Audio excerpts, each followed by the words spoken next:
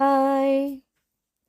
Welcome back to my channel. இன்றைக்கி வந்து சூப்பரான ஒரு குட் நியூஸ் தான் ஷேர் பண்ணலாம் அப்படின்ட்டுருக்கு. என்ன அப்படின்னு பார்த்தீங்கன்னா, ரொம்ப வருஷங்களுக்கு அப்புறம் எனக்கு கிடைச்ச, அதுவும் சாங் ரிலேட்டடாக, ஸ்பிரிச்சுவல் ரிலேட்டடாக கிடைச்ச ஒரு பெரிய ஆப்பர்ச்சுனிட்டி தாங்க.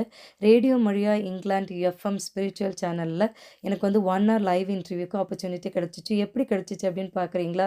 நான் வந்து பாடல்கள் எழுதுவேன், பாடுவேன், கம்போஸ் பண்ணுவேன் அப்படின்னு சொல்லி எனக்காக வந்து என்னை பற்றி சொன்ன பிரதர் செல்வராஜ் அவங்க மூலமாக தான் இந்த ஆப்பர்ச்சுனிட்டி கிடச்சிச்சு. ஸோ அவங்களுக்கு நான் ரொம்ப தேங்க்ஸ் சொல்லிக்கிறேன். எந்த விஷயத்த ஆரம்பிக்கும் போதும் எனக்கு வந்து கடவுளுக்கு நன்றி சொல்லி ஆரம்பிக்கிறது தான் பழக்கம். ஸோ அதே மாதிரி பக்கத்துலேயே சர்ச்சு ப்ரேயர் பண்ணி கேண்டில் வச்சு ரொம்ப வருஷம் கழிச்சு ஒரு நர்வஸாகவே இருந்துச்சு. ஸோ அப்படியே ப்ரேயர் பண்ணி முடிச்சுட்டு தான் நம்ம போகணும் அப்படின்றதுல வந்து நான் ரொம்ப ஸ்ட்ராங்காக இருந்தேன். ஸோ அப்படியே ப்ரேயர் பண்ணி முடிச்சுட்டு நம்ம வந்து ஹால்குள்ளே நுழைய போகிறோம். ஸோ இதுதான் ரேடியோ மொழியா இங்கிலாந்து. இந்த போர்டை பார்த்தாலே தெரியும் இது எங்கே இருக்குன்னு. இங்கே இருக்கிறவங்களுக்கு இந்த லொக்கேஷன் மேபி தெரிஞ்சிருக்கலாம். அப்படியே ஹாலுக்குள்ளே வந்தீங்கன்னா சூப்பர் டூப்பர் வைப்பாக இருந்துச்சுங்க. ஏன்னு கேட்குறீங்களா?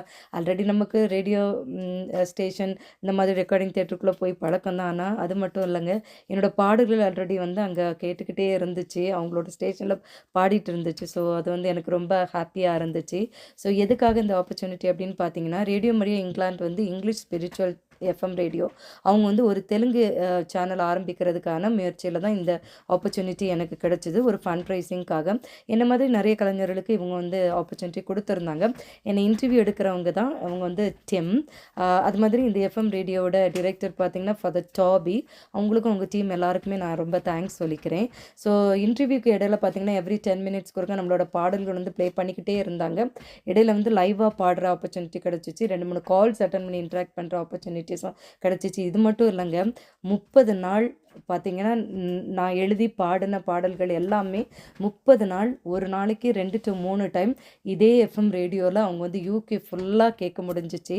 ஸோ கடல் தாண்டி நம்மளோட தமிழ் கிறிஸ்தவ பாடல்கள் வந்து இந்த இங்கிலீஷ் கண்ட்ரியில் வந்து நம்மளோட தமிழ் பாடல்கள் அதுவும் ஒரு மாதம் ஃபுல்லாக கேட்க முடிஞ்சதில் எனக்கு ரொம்ப பிளஸ்டாக தான் நான் ஃபீல் பண்ணுறேன்.